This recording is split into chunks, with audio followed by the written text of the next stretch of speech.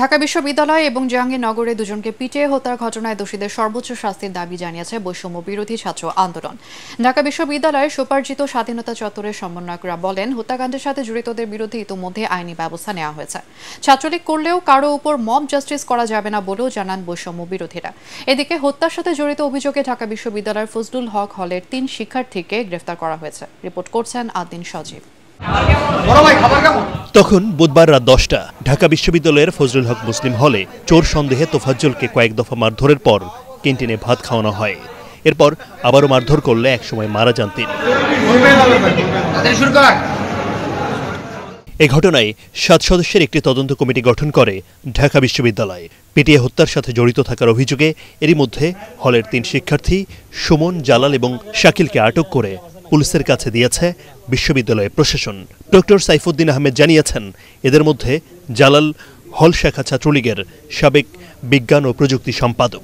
CC ক্যামেরার footage দেখে এর সঙ্গে জড়িতদের দৃষ্টান্তমূলক শাস্তির দাবি জানিয়েছে বৈষম্য বিরোধী ছাত্র আন্দোলন। দেশে যদি এই মব জাস্টিসই ঘটে তাহলে তো এই অভ্যুত্থান ব্যাহত হবে।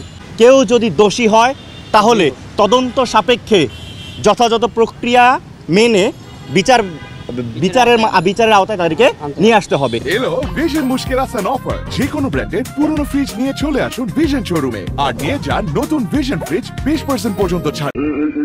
জাহাঙ্গীরনগর বিশ্ববিদ্যালয়েও একই রকম ঘটনা ঘটেছে। বুধবার বিকেলে ক্যাম্পাসে সাবেক শিক্ষার্থী ও ছাত্রলীগ নেতা শামীম মোল্লাকে গণপিটুনি দেওয়া হয়।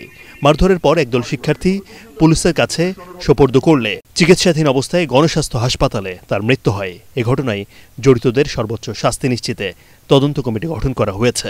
ছাত্রলীগ করলেই তাকে প্রকাশ্যে মারা যাবে না, কারণ দেশে আইন আছে। আমরা স্পষ্ট ঘোষণা করছি, বাংলাদেশে কোথাও যদি মব জাস্টিস হয়, বৈষম্য বিরোধী ছাত্র আন্দোলনের বিপক্ষে রুখে দাঁড়াবে। ছাত্র সংসদ কার্যকর হয় এবং প্রশাসন ব্যবস্থা যদি আরও উন্নত হয় এবং আমরা যেই প্রেরণা নিয়ে সেই স্পিরিটের যদি প্রকৃতপক্ষে প্রতিফলন ঘটে, তাহলে মব জাস্টিস কখনোই থাকবে না বাংলাদেশে। 5 আগস্টের ছাত্র জনতার অভ্যুত্থানের পর এমন মব জাস্টিসের ঘটনার প্রতিবাদ জানিয়ে সরকারকে আরও কঠোর হওয়ার তাগিদ দিয়েছেন বৈষম্য বিরোধীরা।